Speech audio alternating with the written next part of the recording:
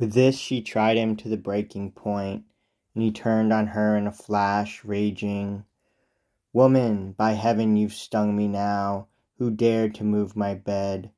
No builder had the skill for that, unless a god came down to turn the trick. No mortal in his best days could budge it with a crowbar.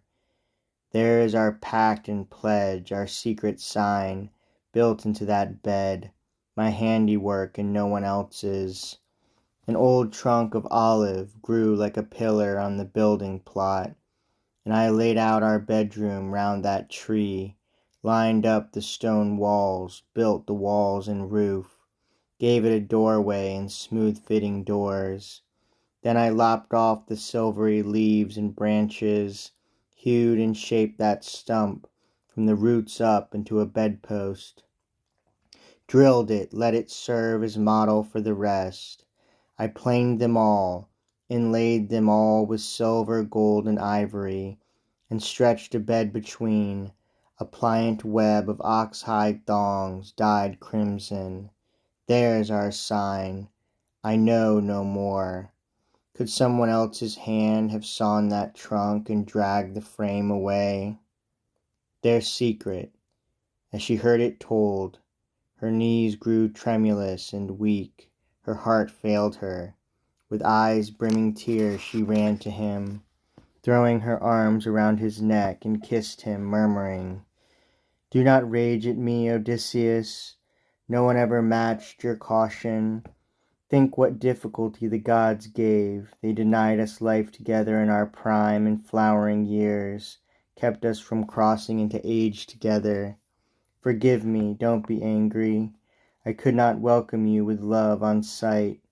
I armed myself long ago against the frauds of men, impostors who might come, and all those many whose underhanded ways bring evil on.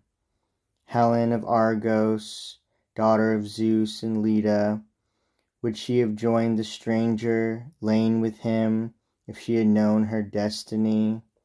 Known the Achaeans in arms would bring her back to her own country? Surely a goddess moved her to adultery, her blood unchilled by war and evil coming. The years, the desolation, ours too. But here and now, what sign could be so clear as this of our own bed? No other man has ever laid eyes on it. Only my own slave Actoris, that my father sent with me as a gift. She kept our door. You make my stiff heart know that I am yours." Now from his breast into his eyes the ache of longing mounted, and he wept at last his dear wife, clear and faithful, in his arms, longed for as the sun-warmed earth is longed for by a swimmer spent in rough water, where his ship went down under Poseidon's blows, gale winds, and tons of sea. Few men can keep alive through a big surf to crawl, clotted with brine, on kindly beaches in joy knowing the abyss behind.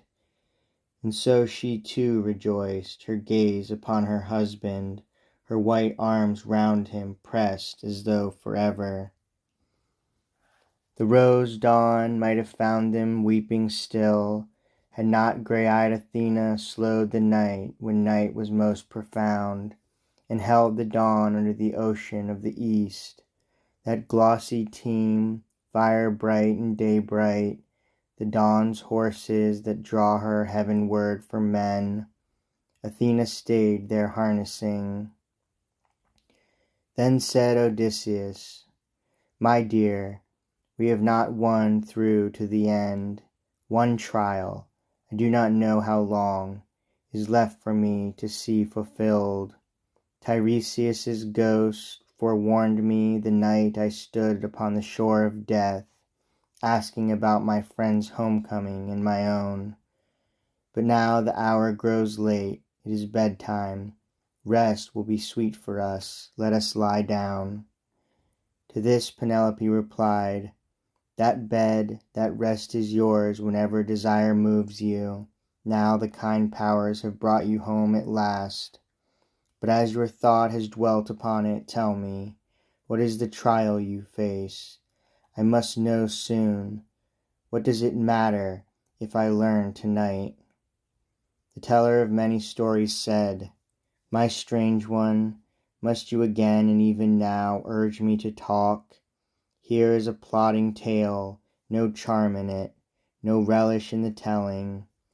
Tiresias told me I must take an oar and trudge the mainland, going from town to town, until I discover men who have never known the salt blue sea, nor flavor of salt meat, strangers to painted prows, to watercraft and oars like wings, dipping across the water. The moment of revelation he foretold was this, for you may share the prophecy. Some traveler falling in with me will say, a winnowing fan that on your shoulder, sir? There I must plant my oar on the very spot, with burnt offerings to Poseidon of the waters, a ram, a bull, a great buck boar. Thereafter, when I come home again, I am to slay full hecatombs to the gods who own broad heaven, one by one.